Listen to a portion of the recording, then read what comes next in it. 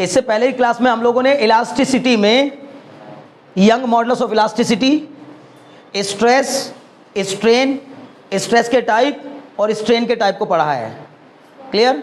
इन सब चीज़ों को पढ़ लेने के बाद हमने दो फॉर्मूले भी बढ़िया बढ़िया से बनाए हैं। पहला एक फॉर्मूला हमने बनाया है sigma equal to F upon A, दो नहीं बल्कि कुछ और फॉर्मूले। पहले इस चैप्टर में सबसे पहला formula sigma equal to F upon A, force upon area, restoring force upon area of cross section. ठीक है ना? बहुत अच्छे। तो यूनिट भी समझ में आ गई होगी कि यूनिट क्या हो जाएगी इसकी, स्ट्रेस की न्यूटन पर मीटर स्क्वायर। सिग्मा मतलब स्ट्रेस, ठीक है ना? सिग्मा मतलब स्ट्रेस। और दूसरा हमने पढ़ा है स्ट्रेन का फॉर्मूला। सर स्ट्रेन भी कई टाइप के होते हैं, लेकिन सबसे ज़्यादा यूज होने वाला जो स्ट्रेन है वो लॉन्गिट्यूडनल स्ट्रेन ही होता है, मतलब delta L upon L, change in length upon original length. Clear है? बहुत अच्छे। फिर हमने उसके बाद एक और पढ़ा था ईवी। ईवी मतलब delta V upon V, change in volume upon original volume. इसके बाद हमने एक और फॉर्मूला पढ़ा था delta L equal to F L upon A Y, F L upon A Y. F मतलब फोर्स, एल मतलब लेंथ, ए मतलब एरिया ऑफ क्रॉस सेक्शन और वाई मतलब Young modulus of elasticity of that material. Clear है? बहुत अच्छे। अब जी इसके बाद पांचवा हमने पढ़ा है y equal to F L upon A delta L.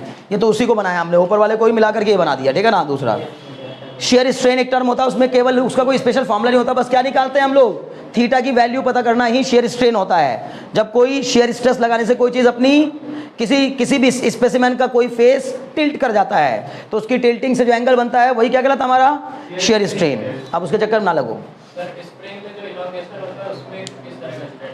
उसमें स्ट्रेन आएगा, लॉन्गिट्यूडनल स्ट्रेन, उसको भी क्या मानेंगे, लॉन्गिट्यूडनल स्ट्रेन, क्योंकि लेंथ में इंक्रीमेंट आ रहा है। समझे ना? लेंथ में, हाँ लॉन्गिट्यूडनल होगा ही नहीं। हम एक बात समझो, स्प्रिंग खींचता है ना तो बहुत ज़्यादा पतला नहीं होता, वो कहाँ से पतला हो जाएगा। हमने उसके गोले जो बनाए हुए ना, सर्कल बना के देखना, तो खींचेगा बस, और खिंचाव की वजह से उसमें गैप दिखने लगेगा, ऐसे वो पतला नहीं होता चल जाएगा। समझ में आ रही बात ना? स्प्रिंग अक्सर खींचेगा, वापस वहीं अपनी शेप और साइज को रिगेन कर लेगा, एक्जैक्टली सेम डायमीटर मिलेगी वापस बाद में भी आपको। ठीक है ना? तो अभी यहाँ ध्यान लगाओ, देखो ध्यान सुन। हाँ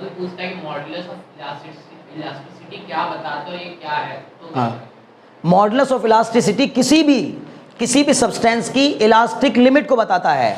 कोई चीज़ कितनी ज़्यादा इलास्टिक है इस बात पे डिपेंड करेगा कि उसका मॉडुलस ऑफ इलास्टिसिटी कितना है। जैसे मैंने आपसे कहा कोई सरफेस कितना ज़्यादा रफ है, ये डिसाइड होता है किससे, कोएफिशिएंट ऑफ फ्रिक्शन से। वैसे ही कोई मटेरियल कितना ज़्यादा इलास्टिक है ये डिसाइड होता है किससे, यंग मॉडुलस ऑफ इलास्टिसिटी से। बार बार लेकिन मुझे इसको भी जानना इतना इंपॉर्टेंट नहीं है कि यंग मॉडुलस ऑफ इलास्टिसिटी से किसी सब्सटेंस की इलास्टिक लिमिट का पता चलता है। मेन मुद्दा ये है कि sir young modulus of elasticity ज़्यादा होने से क्या क्या देखने को मिलता है हमें। तो यंग मॉडुलस ऑफ इलास्टिसिटी ज़्यादा होने से सबसे पहली चीज़ तो देखने को मिलती है कि लोड डालने पर वो डिफॉर्मिंग फोर्स का रेजिस्टेंस ज़्यादा डेवलप करेगा। जो चीज़ जितनी ज़्यादा इलास्टिक होगी वो डिफॉर्मिंग फोर्स को उतना ही ज़्यादा रजिस्ट करेगी। समझ में आ रही बात ना? मतलब जो रिस्टोरिंग फोर्स होगा वो उसके ऊपर ज़्यादा डेवलप होगा। ठीक है ना? समझ में आ रही बात ना? रिस्टोरिंग फोर्स, उसकी ताकत, रिस्टोर करने की ताकत ज़्यादा होगी। क्लियर?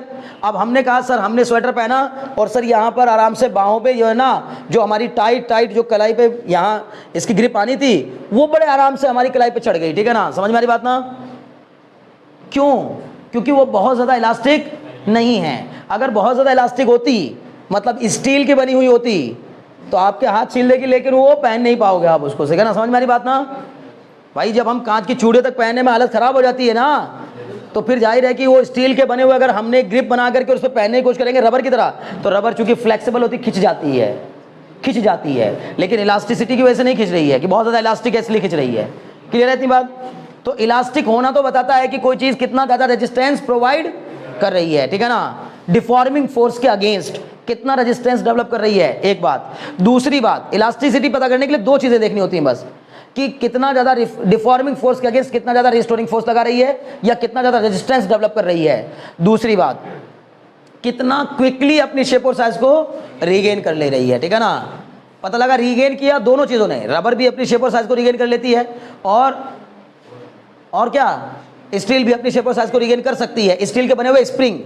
लेकिन कौन क्विकली रीगेन कर रहा है वो देखना होगा। ठीक है ना? समझ में आ गई बात? जो जितना ज़्यादा क्विकली रीगेन करेगा वो उतना ही ज़्यादा इलास्टिक होगा। उम्मीद है बात समझ में आ रही होगी। बहुत बढ़िया। अब चलो, अब हमने इन सब के बेस पर कल हमने जो न्यूमेरिकल करने शुरू किए थे उसमें मेन था क्या, elongation in length of the specimen. जब हम किसी एक स्पेसिमेन पर फोर्सेस अप्लाई करते हैं तो उसके अंदर कितना स्ट्रेस डेवलप होता है। पहली बात तो अगर आपसे मैं पूछूं कि अलग अलग पार्ट पर अलग अलग स्ट्रेस होगा, बड़े ध्यान सुनो। मान लो कि मैं अपने सर पर वजन लेकर खड़ा हो जाऊं, अपनी लिमिट से भी ज़्यादा, मतलब जितनी मेरी औकात है उससे ज़्यादा वजन लेके मैं सर पे खड़ा हो गया आपने, ठीक, तो मेरी बॉडी पर स्ट्रेस आएगा, बिकॉज डिफॉर्मिंग फोर्स अच्छा खासा हो गया। क्योंकि जो सर पे मेरे वजन रखा होगा वो मेरी बॉडी को क्या करने की कोशिश करेगा, डिफॉर्म करने, कंप्रेस करने की कोशिश करेगा। उसी के अगेंस्ट में मैं उसको क्या दे रहा हूँ, रिस्टोरिंग फोर्स दे रहा हूँ, रोकने की कोशिश करूँगा। क्लियर है इतनी बात। लेकिन वो जो स्ट्रेस डेवलप होगा वो स्ट्रेस भी सर अलग अलग जगह पर अलग अलग होगा। सर इस वाले हिस्से पर जो फीमर वाला हिस्सा है यहाँ स्ट्रेस सबसे कम मिलेगा सर, मतलब उतना स्ट्रेस महसूस नहीं करूंगा। लेकिन सर ये जो चेहरे वाला हिस्सा है सर, लोड डालने पर ना सबसे ज़्यादा स्ट्रेस यहाँ देखने को मिलेगा। समझ में आ रही बात ना। तो इस पार्ट पर स्ट्रेस ज़्यादा देखने को मिल रहा है। मीन्स कुल मिला जुलाकर अगर किसी स्पेसिमेन की बॉडी के पार्ट्स डिफरेंट मटेरियल के बने हो, अब आप कहेंगे सर क्या मेरा मुंह अलग मटेरियल का बना है और धड़ अलग मटेरियल का, भाई अलग अलग मटेरियल ही मानो आप उसको। यहाँ वाली हड्डी की स्ट्रेंथ में और इस वाली हड्डी की स्ट्रेंथ में क्या है, फर्क है। समझ में आ रही बात ना। और ये वाली सर वाली हड्डी की स्ट्रेंथ में और फीमर वाली हड्डी, वो तो बहुत लोड झेलती है। समझ में आ रही बात ना। फीमर तो अच्छा खासा लोड झेलती है ना, तो उसमें उसकी स्ट्रेंथ अलग है और इसकी स्ट्रेंथ अलग है, ठीक है ना। उतनी तेज बॉल आके टकरा जाए आपकी फीमर से तो शायद कोई दिक्कत नहीं होगी। उसमें दो वजह हैं, क्योंकि उसके ऊपर जो है वहाँ पर मास ज़्यादा है, तो मास जो है शॉक एब्जॉर्बर का काम करता है। जो शॉक पड़ेगा वो पहले उसको एब्जॉर्ब कर लेगा, फिर वापस अपनी शेप और साइज को रीगेन कर लेगा, ठीक है ना। समझ में आ रही बात, बहुत अच्छे। लेकिन यहाँ पर चूंकि सीधे सीधे हड्डी से टकराएगी चीज़, तो पहली बात तो हड्डी से टकराना मतलब कैसा, इन इलास्टिक कोलिजन। कैसा कोलिजन, इलास्टिक कोलिजन। और इन इलास्टिक कोलिजन है तो इसका मतलब अच्छी खासा इंपैक्ट देखने को मिल जाएगा, ठीक है ना। इम्पल्स वो सब के चक्कर में लगो। अभी फिलहाल अपने इस क्वेश्चन पे आ जाओ। मान लो कि आपको कोई एक स्पेसिमेन दिया है, अब ध्यान सुनना, बार बार कह रहा हूँ, ये एक बार में जिसको समझ में आ गया और जिसको नहीं आया कल की क्लास भी पूरी चली जाएगी तब भी समझ में नहीं आएगा। इसलिए मैंने कल वाला क्वेश्चन में बोला कि वो समझ में आने वाला नहीं था इतनी जल्दी, तभी गुस्सा भी आया था कि आप इतनी काम की बात चल रही है और आप ध्यान नहीं दे रहे हैं। ध्यान दीजिएगा एक बार, अब बहुत बिल्कुल 1 मिनट भी अपना ध्यान यहाँ से हटाना नहीं है। मान लीजिए कि ये स्पेसिमेन 2 पार्ट में बटा हुआ है। मैंने जानबूझ के अभी सिर्फ 2 ही लिए हैं, अभी मैं इसके बाद इसको 4, 5, 6 पार्ट का भी लूँगा। मेरे पास ऐसा एक स्पेसिमेन मौजूद है और इस स्पेसिमेन पर मैंने यहाँ लगाया है 600 न्यूटन, यहाँ लगाया है 400 न्यूटन। अब आप कहेंगे ये कैसे पॉसिबल है। मशीनों में पार्ट्स पर लगने वाला स्ट्रेस अलग अलग तरीके से होता है। समझ में आ रही बात ना, पकड़ पा रहे हो मेरी बात। अभी जिस टनल में जो मजदूर फंसे हुए थे, पता है कि नहीं कुछ, इतना लंबा चौड़ा केस चल रहा था, ठीक है ना। खैर निकल आए बाहर सेफली, ठीक है। इसकी भी उसका भी एक्सपेरिमेंट करके बताएंगे कि ये लोग टनल में फंसने के बाद भी क्यों बचे रह गए सेफ। इतना मलबा उनके ऊपर गिरने के बाद भी ये सेफ कैसे बच गए। समझ में आ रही बात ना। तो खैर उसको भी देखेंगे, उसको एक्सपेरिमेंट करेंगे उसका, ठीक है ना। अभी नहीं, कुछ दिन बाद, ठीक है। लेकिन उसके लिए क्योंकि पहले बनाने पड़ेंगे ना, पूरा सेटअप बनाना पड़ेगा, ठीक है। वो थोड़ा सा मुश्किल सेटअप है, ठीक है। तो सबसे पहली बात अभी हमने यहाँ देखा, मैं बताना क्या चाह रहा था, उसमें ऐसा हो सकता है कि जो दबा हुआ व्यक्ति है किसी मलबे के नीचे, हो सकता है उसके सर पर कंप्रेसिव फोर्स लग रहा हो और पैरों पर इलोंगेटिव फोर्स लग रहा हो। नहीं समझे, ऐसा नहीं हो सकता क्या, हो सकता है ना भाई। मान लीजिए पैर आपका यहाँ कहीं ऐसी जगह लटक गया और सर जहाँ या धड़ जहाँ है वहां पर कोई चीज आपके ऊपर गिर गई, इसका मतलब ये तो आपके उस जगह के हिस्से को तो क्या कर रही है, कंप्रेस करने की कोशिश कर रही है। और पैर कहीं लटका हुआ है तो वो खिंचाव पैदा हो रहा है उसके अंदर, मतलब शरीर में एक ही शरीर के अंदर एक जगह पर कंप्रेसिव स्ट्रेस और एक जगह पर टेंसाइल स्ट्रेस भी डेवलप हो सकता है। समझ गए ना। किसी भी मशीन के जो पार्ट्स होते हैं उनमें एक ही मशीन में अलग अलग पार्ट्स पर या एक ही पार्ट पर 2 हिस्सों में अलग अलग स्ट्रेस भी डेवलप हो सकता है। पता लगा एक किनारे कंप्रेशन आ रहा है और एक किनारे इलोंगेशन आ रहा है। बोलो बात समझ में आ रही कि नहीं। वो कैसे आएगा, किस तरह होगा, वो सब फोर्सेस लगने पर डिपेंड करेगा। तो हमने कहा यहाँ 600 न्यूटन, यहाँ 400 न्यूटन और यहाँ पर 200 न्यूटन। पहली बात ध्यान से सुनिएगा, इसके अंदर स्ट्रेस डेवलप होगा या नहीं होगा, पहले तो ये बताओ। हम कहेंगे सर होगा। क्यों होगा, क्योंकि सर दोनों तरफ लगने वाले फोर्सेस बैलेंस्ड हैं। सबसे पहले चेक करेंगे सिग्मा एफ। देखो इतनी सब बातें नहीं कल बताई थी, मैं बार बार कह रहा हूं, इसलिए कह रहा हूं दिमाग से सुना करो, मुझे मेरे तरीके से पढ़ाने दो, मजा आता है पढ़ाने में बहुत। लेकिन बस जब जब आप मुझे बिल्कुल फ्री छोड़ देंगे सर पढ़ाइए, ठीक है ना। सिग्मा एफ बराबर 0 है कि नहीं है फिलहाल के केस में? यस सर है। कैसे सर? इधर की ओर लग रहा है 600 न्यूटन, इसको मैंने, या इधर की ओर लग रहा है सर 400 प्लस 200, और सर जो इधर की ओर लग रहा है उसको मैंने ले लिया नेगेटिव, इधर पॉजिटिव इधर नेगेटिव। नेट फोर्स कितना हो गया? नेट फोर्स 0 है, पर फोर्स 0 नहीं है, इंडिविजुअल फोर्स 0 नहीं है, नेट फोर्स 0 है। नेट फोर्स का 0 होना ही बता रहा है कि स्ट्रेस डेवलप होगा। क्यों? क्योंकि बॉडी अपनी जगह से हिले डुलेगी नहीं, और हिल डुल नहीं रही होगी, क्योंकि अनबैलेंस फोर्स होते तो बॉडी मूव कर जाती, और अगर मूव कर गई तो स्ट्रेस नहीं आएगा। ये भी बात समझ लो। अगर बॉडी एक बार इधर से उधर खिसक जाती है ना, तो फिर स्ट्रेस नहीं डेवलप होता है। स्ट्रेस तब डेवलप होता है जबकि कोई व्यक्ति उसको खींच के ले जाना चाह रहा हो, लेकिन दूसरा उसको पकड़ के रोक ले रहा हो। इसका मतलब है बेचारे का बीच में किसका हालत खराब? जिसको खींचा जा रहा है। समझ में आ रही बात ना? एक उधर खींच रहा है, एक इधर खींच रहा है। क्लियर है? तो ऐसे में सैंडविच बनता है। क्लियर है ना? या तो फिर ऐसे करके एक इधर से दबा रहा है, एक इधर से दबा रहा है, तो सैंडविच बन जाएगा। समझ में आ रही बात ना? कायदे से बीच में, ठीक। लेकिन अगर दोनों का फोर्स अनबैलेंस हो जाए तो सैंडविच नहीं बनेगा। वो किधर खिसक जाएगा? जिधर फोर्स ज्यादा लग रहा होगा उसकी ओर मूव कर जाएगा, उसकी ओर मूव कर जाएगा, जिसकी ओर फोर्स ज्यादा लग रहा होगा। समझ गए ना? ओके जी।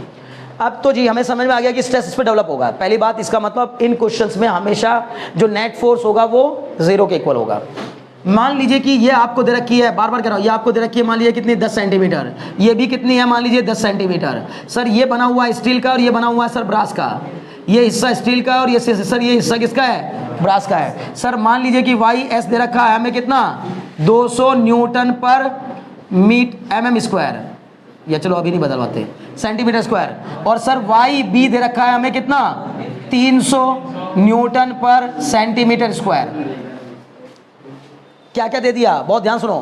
क्या आपको मटेरियल की यंग मॉडुलस ऑफ इलास्टिसिटी बता दी? Yes sir. क्या आपको मटेरियल की ओरिजिनल लेंथ बता दी? Yes sir. ठीक है ना? ओरिजिनल लेंथ यानी कि मेरे को एल पता है, एल पता है, वाई पता है, एरिया ऑफ क्रॉस सेक्शन अभी मैंने सेम लिया है दोनों का। कोई जरूरी नहीं होता कि ये सेम होगा। समझ गए ना? नहीं देखते हो? ड्रिलर देखा? ड्रिलर आगे, ड्रिलर में आगे पतला सा होता है और पीछे तो ड्रिलर मोटा होता है ना, पीछे से मोटा ड्रिलर चल रहा होता है, लेकिन जो आधे दीवार में जिसको हमें धसाना होता है वो पतला होता है। तो ऐसा भी हो सकता है कि एक तरफ का एरिया ऑफ क्रॉस सेक्शन कम हो और एक तरफ का एरिया ऑफ क्रॉस सेक्शन। इसीलिए बता रहा हूं बार बार कि बहुत काम की चीजें होती हैं। हर चीज में लगा दो फिजिक्स, हर चीज में जो भी दिख रहा है सब में फिजिक्स।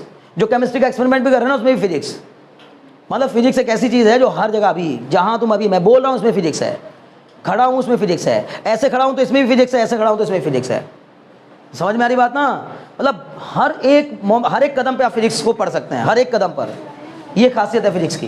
खैर कुल मिला जुलाकर आपको सारी बातें पता चल गई। एरिया ऑफ क्रॉस सेक्शन भी मान लीजिए मैंने दे दिया कितना? 100 सेंटीमीटर स्क्वायर। ठीक है जी? ओके। अब मुझे पता ही करना है कि बताइए इस स्पेसिमेन में टोटल इलोंगेशन आया है या कंप्रेशन आया? टोटल इलोंगेशन आया या कंप्रेशन? पहले तो वो ये पूछ रहा है। दूसरी बात, सर हमें इसकी चिंता करनी नहीं है, हम दोनों का डेल्टा एल निकालेंगे। अगर डेल्टा एल पॉजिटिव तो मानेंगे इलोंगेशन, डेल्टा एल नेगेटिव वो मानेंगे कंप्रेशन। क्लियर है ना? और कंप्रेसिव में डेल्टा एल नेगेटिव लेंगे, और जहां हमें दिख रहा होगा वहां कंप्रेसिव फोर्स लग रहा है, वहां डेल्टा एल को खुद ही नेगेटिव लेंगे। अब डेल्टा एल 1 और डेल्टा एल 2 जोड़कर अगर पॉजिटिव आएगा तो इलोंगेशन, नेगेटिव आएगा तो कंप्रेशन। इतना सब कुछ बताने के बाद अब कहानी शुरू होती है, वो जो मैं बता रहा था आपको कल। ठीक है? वो क्या कहानी है? सर मुझे जब ए बी सी, ये मैंने 3 हिस्से ले लिए, मेरे को सर ए बी पर अगर पता करना है कि कितना फोर्स डेवलप, कितना स्ट्रेस डेवलप होगा, बहुत ध्यान से सुनना, बार बार कह रहा हूं।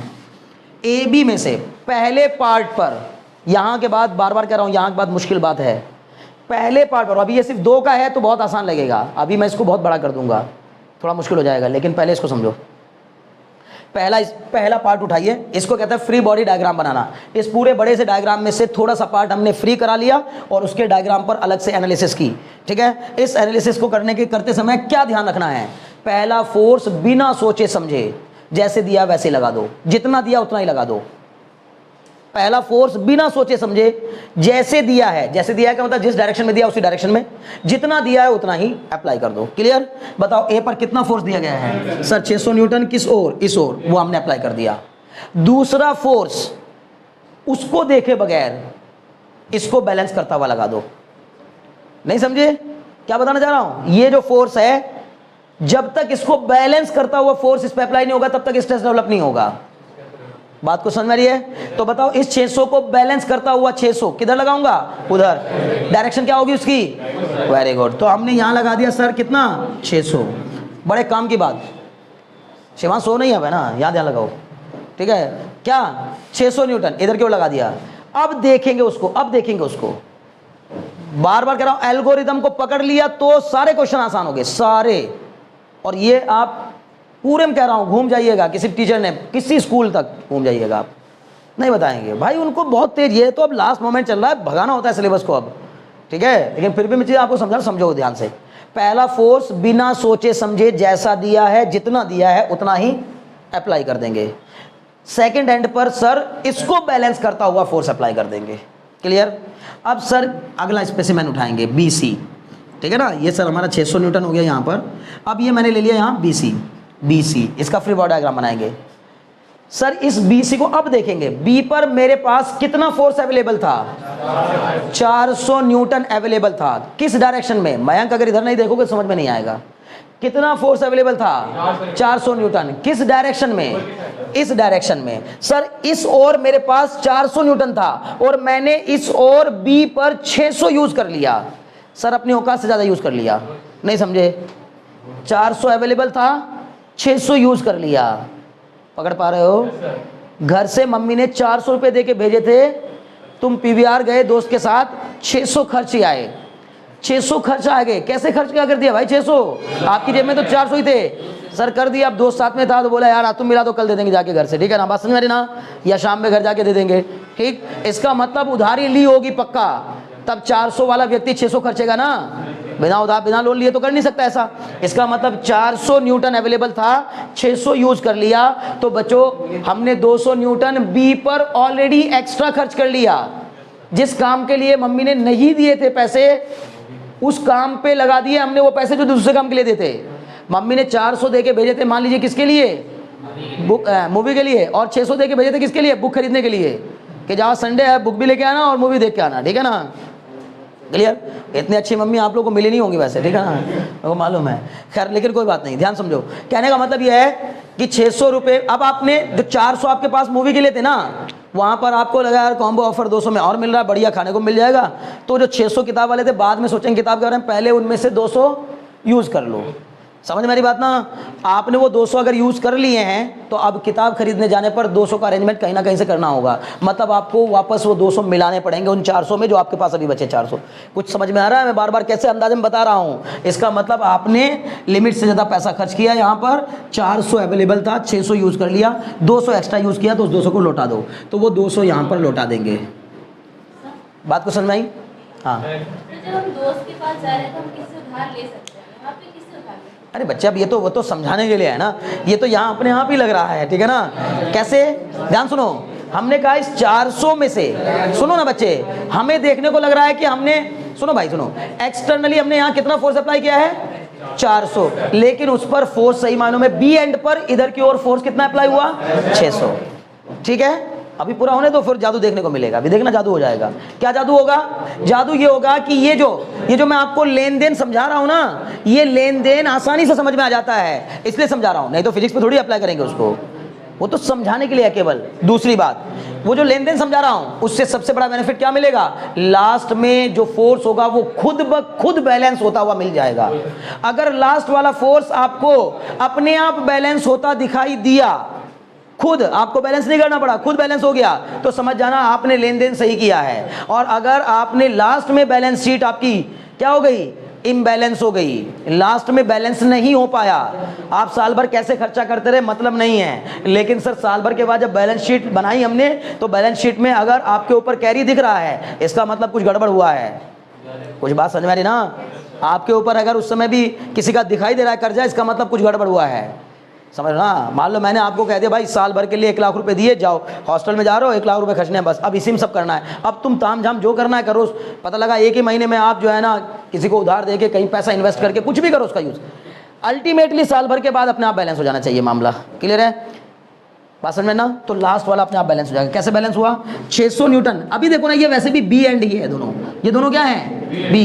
इन 600 और इस 200 का रिजल्ट बताओ, इस 600 और 200 का रिजल्ट 400, किधर की ओर, इधर की ओर, वही तो है।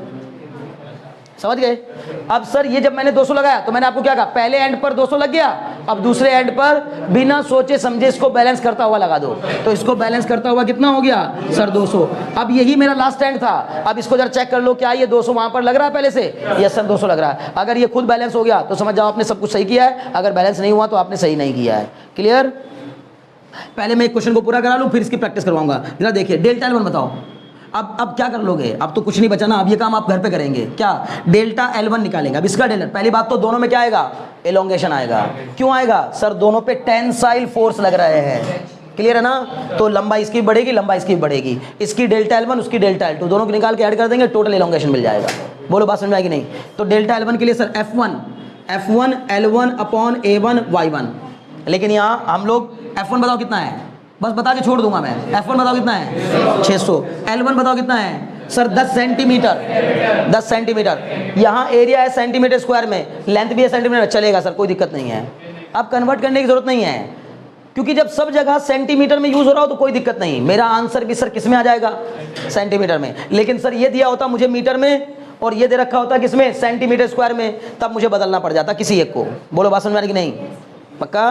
बहुत अच्छे। तो डेल्टा L1 मिल गया बच्चे। डेल्टा L2 के लिए मेरे प्यारो क्या लगाओगे formula? F2 L2 upon A2 Y2। F2 है तुम्हारे पास, बोलो कितना? 200। L2 है तुम्हारे पास, यस सर कितना? 10 सेंटीमीटर। A2 है तुम्हारे पास, यस सर कितना? 100 सेंटीमीटर स्क्वायर। Y2 है तुम्हारे पास, यस सर ये रहा 300। वैल्यू रखेंगे, डेल्टा L1 डेल्टा L2 आ जाएगा, दोनों को ऐड कर देंगे, टोटल एलोंगेशन आ जाएगा। क्लियर हुआ? पहले इसको आराम से प्यार से नोट कर लीजिए, फिर एक क्वेश्चन मैं आपको दूंगा, तब समझूंगा कि आपकी समझ में आएगी नहीं। मैं इसको निकलवा रहा हूँ, ये घर पे करना है काम, नहीं होगा तो मुझे आगे बताना। कल आके आंसर मैच करवाएंगे कि सबका क्या क्या आंसर आया, ठीक है ना? करो जल्दी। केवल फोर्स का डिस्ट्रीब्यूशन करा। अच्छा, इसमें पूरे में क्या मुश्किल काम है? सिर्फ ये फोर्स का डिस्ट्रीब्यूशन मुश्किल काम है, बाकी तो सर सब कुछ आपने दे ही रखा है। फिर क्या बचा भाई? ये 600 200 400 ये सब जो दे रखे थे उनको डिस्ट्रीब्यूट करना मेन काम है ना? बाकी तो फिर सर सब कुछ दे ही रखा है क्वेश्चन में। तो इसका मतलब मैं अगर आपको केवल फोर्सेस का डिस्ट्रीब्यूशन अलग से सिखाऊं तो समझो ये क्वेश्चन सॉल्व हो जाएगा ना? बहुत अच्छे। तो हम लोग फोर्सेस के डिस्ट्रीब्यूशन को समझ लेते हैं 2-3 डायग्राम बना करके, ताकि एक एक चीज आपको बढ़िया से क्लियर हो जाए, ठीक है ना? नंदी ध्यान देना, ठीक है ना?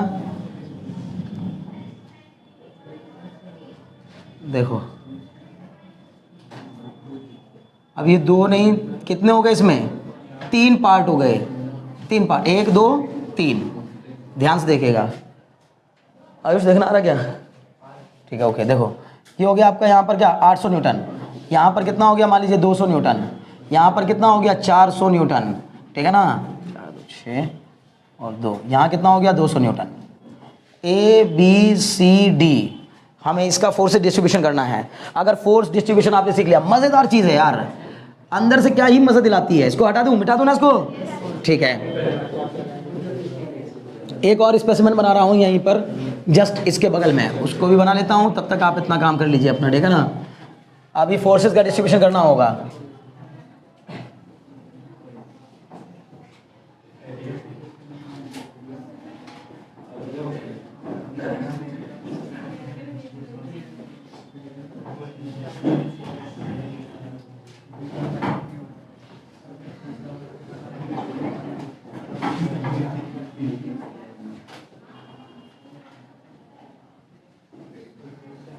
ठीक है, इन दो का आप फोर्स डिस्ट्रीब्यूशन कर देंगे ना, तो मैं समझ जाऊंगा कि आपको सब समझ में आ गया है ना? इन दोनों का ये मिटा दूं? बहुत अच्छे, चलिए जल्दी जल्दी कराइएगा, ठीक है ना? पहले वाले का कराओ जल्दी से। ए बी का सर, ए बी देखिए, पहले हम सबसे पहले इसका उठाते हैं भाई। एक और मैं करवा रहा हूं ताकि आप लोगों को दिक्कत ना आए। बताओ ये मैंने क्या बनाया? A B. आप ध्यान सुनो, बताते जाओ मुझे। बताओ ए पर कितना फोर्स अप्लाई कर दूं? पहली बात तो सबसे पहले तो चेक कर लेना चाहिए कि सर बैलेंस है कि नहीं है। बैलेंस है ना? बहुत अच्छे। वैसे तो अगर आपको देगा ना ऐसा स्पेसिमेन कहेगा इसमें डेल्टा निकालो, तो वो बैलेंस होंगे ही होंगे, ठीक है ना? लेकिन जैसे इस क्वेश्चन में वो पहले आपसे कहेगा find the value of X and then find the total elongation produce in this. अच्छा, अगर मुझे सुनो मेरे, अगर वो तुमसे पूछे ए बी में स्ट्रेस बताओ, ए बी वाले पार्ट में कितना स्ट्रेस आएगा, तो क्या लगाओगे फॉर्मूला? सिग्मा ए बी बराबर एफ अपॉन ए, बस इतने का निकाल देंगे। इसका एफ इसका एफ पहले फोर्स से डिस्ट्रीब्यूशन कर लेंगे, फिर उस पर लगने वाला एफ मतलब डिफॉर्मिंग फोर्स या रिस्टोरिंग फोर्स अपॉन उसका एरिया। समझ गए ना? स्ट्रेस निकालना वो भी निकल जाएगा, डेल्टा एल निकालना वो भी निकल जाएगा, स्ट्रेन निकालना वो भी निकल जाएगा। क्लियर? पहले वाले का निकालो तो डिस्ट्रीब्यूशन नहीं करेंगे ना, जरूरत नहीं पड़ेगी उसकी, पहले वाले में तो जरूरत ही नहीं पड़ेगी, लेकिन अगर वो सबका हमसे स्ट्रेस मांगने लगा तो फिर करना पड़ेगा। ठीक है ना? बहुत अच्छे। अभी बताओ इस पे कितना? 800। बहुत बढ़िया, बिना सोचे समझे 800। इधर बताओ 800। वेरी गुड, क्या कहना है? ठीक है ना? चलो जी आ जाओ जल्दी से। बीसी बताओ। बीसी ये हो गया आपका बीसी। अब बताओ किधर 600? पक्का? यार तुम लोग तो तेज हो गए हो। हमारे पास यहाँ 200 अवेलेबल था, हमने यूज 800 न्यूटन कर लिया, 600 एक्स्ट्रा यूज कर लिया, तो 600 लौटा दो। इसका मतलब इसको 600 लौटा दिया, कितना आ गया? ये हो गया 600 न्यूटन। इन दोनों का रिजल्ट क्या हो गया? 200 न्यूटन। समझ में आ रही बात ना? क्लियर है? क्या हुआ? एक मिनट रुक जाओ भाई ना, सुनो देखो भाई जल्दी देखो, ये क्या हो गया भाई? बीसी 600। यहाँ बताओ बच्चों, यहाँ जल्दी से 600 न्यूटन आ गया। बहुत बढ़िया। जल्दी से बताओ मुझे सीडी किधर की तरफ? 200। सर यहाँ मेरे पास 400 अवेलेबल था, मैंने 600 यूज कर लिया, तो इधर वापस लौटा दो। कितना सर? 200। और सर ये 200 का जस्ट अपोजिट इधर 200। अब बैलेंस हो गया कि नहीं हो गया? मामला खत्म। बोलो समझ में आया कि नहीं बात? अब ये तुम्हें देखने पे यहाँ 200 लग रहा था, लेकिन हमने यहाँ पर 20 पे 600 लगाया है, और वो भी देखने में तुम्हें इधर लग रहा था लेकिन इधर लग रहा है। मतलब असर कुछ और दिख रहा है, देखने में कुछ और लग रहा है, उस पर असर कुछ और पड़ रहा है। समझ में आ रही बात ना? अभी कोई डाउट है? इसके आगे का काम आप कर लेंगे। अगर मैंने इसका सिग्मा 1 निकलवाया तो सर 800 अपॉन इसका एरिया, सिग्मा 2 निकलवाया 600 अपॉन इसका एरिया, सिग्मा 3 निकलवाया तो 200 अपॉन इसका एरिया, डेल्टा L1 निकलवाया। पहली बात तीनों में बोलो ना बच्चों, तीनों में एलोंगेशन है ना? तीनों में क्यों? क्योंकि सर तीनों में कैसा फोर्स लग रहा है? Elongated force, tensile force. Clear हो गया? बहुत अच्छे। यहाँ जाओ जल्दी से, यहाँ डिस्ट्रीब्यूशन करवाओ। ए बी पे डिस्ट्रीब्यूशन। सर पहला 1000 नहीं करो, मतलब वो 1000 वो तो आएगा, लेकिन सबसे पहले एक्स की वैल्यू फाइंड करो। सबसे पहले एक्स की वैल्यू फाइंड करो, इसको भी भूल जाओ भाई। सर कैसे? क्योंकि सर सिग्मा एफ क्या होना चाहिए? 0। सिग्मा एफ 0 होना चाहिए। उधर वालों को पॉजिटिव, इधर वालों को नेगेटिव लो। बताइए उधर कितना लग रहा है? एक्स। एक तो लग रहा है एक्स प्लस 200 प्लस 300 माइनस 500 और माइनस 1000 इक्वल टू 0। समझ में आया? बहुत अच्छे। यहाँ से x की वैल्यू बता दो बच्चों। ये हो जाएगा 1500। 1000 आ रही है? बहुत अच्छे, 1000 न्यूटन। क्लियर हो गया? बहुत अच्छे। तो यहाँ पर भी लिख दो कि 1000 है, ठीक है ना? 1000 न्यूटन। बढ़े आगे। अब आओ, अब बताओ जल्दी से ए बी। बहुत बढ़िया। ये तो हो गया यहाँ पर क्या? 1000। इसको बैलेंस करता हुआ सीधे 1000। ऋतिक तुम्हें समझ में आ रहा है ना? ठीक है, बहुत अच्छे। अब इसके बाद जल्दी से आओ बीसी पर। बीसी सर ये हो गया बीसी। इधर की तरफ था मेरे पास 500, मैंने यूज किया है इधर की ओर 1000। अभी बताएंगे आप सही से, गलत मत बता देना। तुम्हारे कहने से अगर मान लूंगा तो गड़बड़ हो जाएगा मामला। अच्छा चलो मुझे बताओ, कितने लोग कह रहे हैं 500? 500 कितने लोग कह रहे हैं? 500 1500 किधर? 1500 किधर?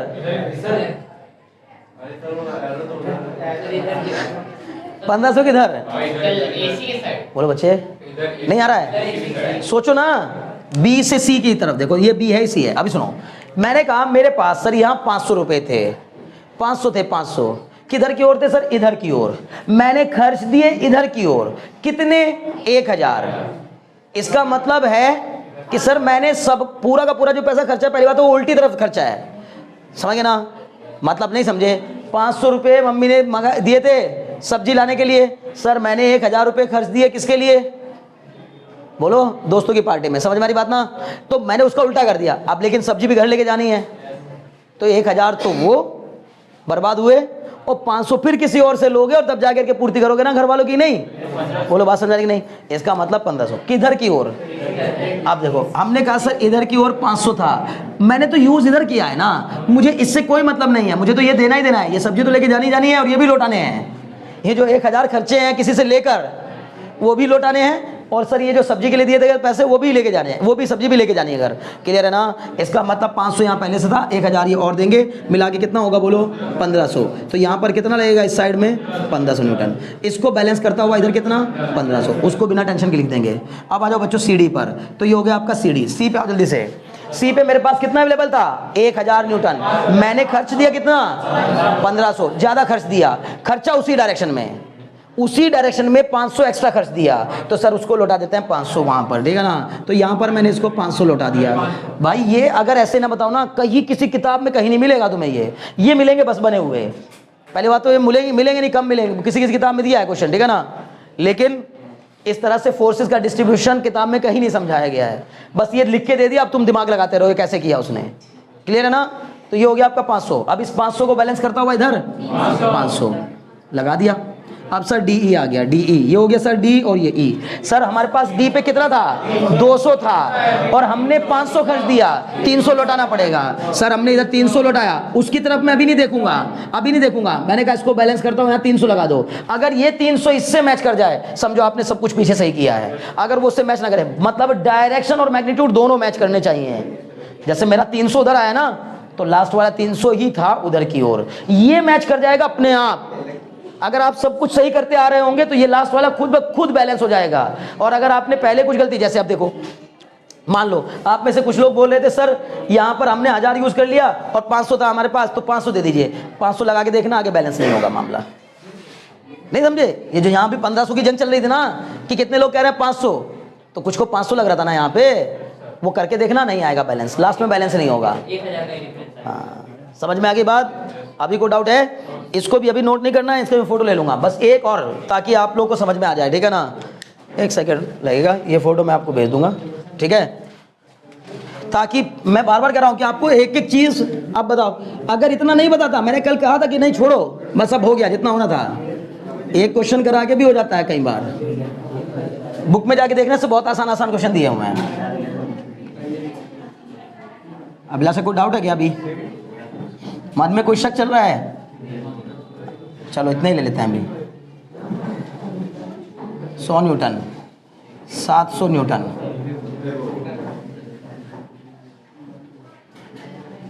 500 न्यूटन, सब न्यूटन में है भाई, ठीक है ना? 300 न्यूटन, ठीक है ना? 7 3 10 5 6 400।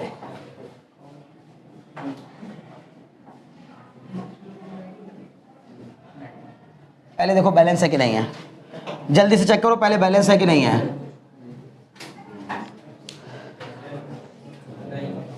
नहीं है? 1000 और 500,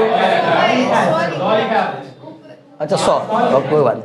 ये 700 और ये 300, तो इस ओर कितना है 1000, 500 400 900 और 100 एक है, तो यार बैलेंस है। क्लियर है? यहाँ से कहानी शुरू होगी, जल्दी जल्दी देखेंगे। ए बी बताइए जल्दी से, ए बी। सर ए पर इधर 100, तो इसको बैलेंस करता हुआ 100 न्यूटन। कोई डाउट? अब बी सी पे आ जाओ, बस यहाँ से कहानी शुरू होती है। बताओ बी सी, बी पे कितना लगाऊं? ये बता दोगे तो मुझे खुशी होगी।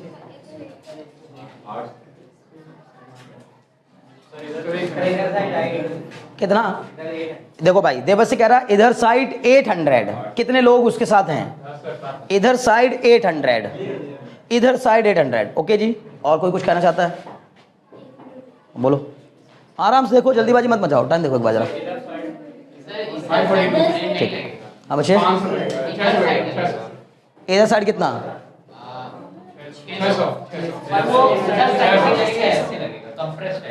क्या लग रहा है तुम्हें? संस्कृत नहीं आ रहा क्या? हाँ ठीक, बहुत अच्छे। साक्षी नहीं आ रहा है? आर्या आ रहा है ना? किधर की ओर 600? देखो भाई सुनो, देवस से कह रहा है 600 इधर की ओर, सॉरी 800 इधर की ओर। भूमिका तुम क्या कह रही हो? 600 इधर की ओर। भूमिका कह रही है 600 इधर की ओर, ठीक है ना? आर्या भी कह रही है 600 इधर की ओर, ठीक है ना? ये दोस्ती हम नहीं तोड़ेंगे, ठीक है ना? इसलिए, लेकिन यहाँ ध्यान लगाओ, ऐसा नहीं है। अभी देखते हैं, मुझे तो लग रहा है अगर दोनों लोग ही गलत हैं, जो कह रहा है इधर 800 इधर 800 वो भी गलत, और जो कह रहा है इधर 600 वो भी गलत। इधर 600, दिमाग लगाओ, सुनो मेरी बात ध्यान से, देखो देखो, डरो मत। कितना मेरे पास यहाँ कितना अवेलेबल है? 700। मैंने उसी और तो खर्चा किया। अरे सर मैं 700 रुपये लेके गया था इस और खर्चने के लिए, उसमें से मैंने अभी तक 600 रुपये खर्चे हैं। अभी मेरे पास कितने बचे? खर्चने किधर हैं? उधर ही तो खर्चने हैं। अभी तक तो उधारी वाला कोई मामला ही नहीं बना। मैंने 700 में से सिर्फ 100 ही तो खर्चे हैं। अभी कितने बचे? 600। वो किधर खर्चोगे? इधर ही खर्चेंगे सर। इसका मतलब इधर की ओर खर्चेंगे तो कितना जाएगा? 600। क्लियर? इस पे कुछ भी दिमाग नहीं लगाना होता, तुरंत इसको बैलेंस करता हुआ बताओ किधर। Very good. ऐसे मत लगा देना आप गलती से भी। अब इसको बैलेंस करता हुआ इधर 600। पहली बार आपको देखने को मिल रहा होगा कंप्रेसिव फोर्स, क्योंकि यहाँ इलोंगेटिव, यहाँ इलोंगेटिव, यहाँ इलोंगेटिव, यहाँ इलोंगेटिव, लेकिन यहाँ कैसा आ गया? समझ में आया? यानी ये जरूरी नहीं होता कि हमेशा इलोंगेशन ही आएगा, कंप्रेशन भी आ सकता है। क्लियर? चलो जी, अब आ जाओ जल्दी से CD पर। CD सर मेरे पास इधर की ओर 500 था, मैंने 600 खर्च लिया इधर की ओर ही। समझो, मैंने जिस ओर मुझे खर्चा करना था किया तो मैंने उधर ही खर्चा, लेकिन ज्यादा खर्चा कर दिया। तो सर 100 रुपए ज्यादा खर्चे हैं तो 100 रुपए इधर खर्चा, वापस उल्टा कर दो। समझ गए ना? लौटा दो। इसके 100 रुपए लौटा दिए तो सर कितना हो गया? 100 न्यूटन। अच्छा, एक और खास बात होती ना, हर जगह देख लो। देखो यहाँ बी कॉमन है ना, जरा इसका और इसका रिजल्ट बताओ, वो यहां दिखेगा। सी कॉमन है ना, इसका रिजल्ट बताओ, वो यहां दिखेगा। डी कॉमन है ना, इनका रिजल्ट बताओ, वो यहां दिखेगा। समझ गए ना? उसी को तो, अरे उसको बैलेंस करने के लिए तो सब कर रहे हैं हम लोग। जो तोड़फोड़ मचा रहे हैं, डिस्ट्रीब्यूशन कर रहे हैं, वो इसी के लिए कर रहे हैं। समझ गए ना? बहुत अच्छे। अब बताओ, सी पे 100 हो गया तो इधर डी पे बताओ 100 किधर की ओर? इधर की ओर। वेरी गुड, ये हो जाएगा आपका 100 न्यूटन। चलो जी, अब जल्दी से लास्ट बचा बस DE। तो DE भी बता दो तो मजा आ जाए। डी पर बताओ। सर मेरे पास यहाँ कितना था? यहाँ था मेरे पास 300। सर 300 मुझे इधर खर्चना था, मैंने 100 इधर खर्च दिया। भाई इधर तो मैंने अभी कुछ भी नहीं काम किया, मुझे करना इधर था लेकिन कर दिया मैंने इधर। ये तो जबरदस्ती वाला काम हुआ ना। आपने बिना बात 100 रुपए इधर क्यों खर्च दिए? वापस करो। तो सर 300 तो इधर पहले से थे, 100 वो वापस लौटा है, मिला के कितना हो गया? 400। सर इसको मैंने अब बताओ, इससे बेहतर टेक्निक, भाई मैंने कहा ना ये सब टेक्निक खुद बना रखी है, ये किताब में कहीं नहीं देखने को मिलेंगी आपको। ये पैसे के लेन देन में ना जल्दी समझ में आ जाता है। अभी मैं इसको ना आपको न्यूटन करके समझा रहा होता ना, आपकी समझ में नहीं आता। ये मैं कहता भाई 600 न्यूटन में से 400 न्यूटन चला गया उधर, 200 न्यूटन बचा इधर, ऐसे करके आपकी समझ में नहीं आता। लेकिन ये जो मैं बता रहा हूं ना कि भाई मेरे पास 300 रुपए थे जो कि मुझे, अच्छा इस और उस और का मतलब समझ रहे हो ना, कि सर मान लीजिए मुझे दिए थे वो कॉपी खरीदने के लिए या बुक्स खरीदने के लिए मम्मी ने, मैंने खाने में खर्च कर दिए। मतलब इस और खर्च करना था, इस और कर दिया, उल्टा खर्चा किया। तो फिर लौटाओ भाई, अब कहीं से अरेंज करो, अपनी गुल्लक फोड़ो, वहां से निकालो पैसा, इसमें मिलाओ, किताब लेके आओ। कुछ बात समझ में आ रही ना? बहुत अच्छे। तो इसका मतलब ये 400 न्यूटन हो गया। अब इसको बैलेंस करता हुआ इधर कितना आएगा? 400। अब इस 400 को वहां से मैच कराओ। अगर ये मैं उसकी तरफ देख नहीं रहा हूं, मुझे पता भी नहीं उधर क्या लग रहा है, तो हमने कहा सर ये 400 और ये 400 मैच कर गया। वाह गजब, डायरेक्शन भी मैच कर गई, मैग्नीट्यूड भी मैच कर गया। इसका मतलब मैंने जो डिस्ट्रीब्यूशन किया वो बिल्कुल सही किया है। बोलो बात समझ में आएगी नहीं? अभी कोई डाउट रह गया? किसी को भी किसी भी तरह का डाउट रह गया? 100%? बहुत अच्छे। तो अभी एक आध क्वेश्चन अगर करवाने की जरूरत महसूस हो रही है तो बताओ, अदरवाइज मुझे तो लग रहा है काफ़ी हो गया। टाइम बताओ बच्चे। ओके ठीक है, तो फिर आज के लिए इतना काफ़ी है, क्योंकि अगला क्वेश्चन कराने में तो दिक्कत हो जाएगी। ठीक है।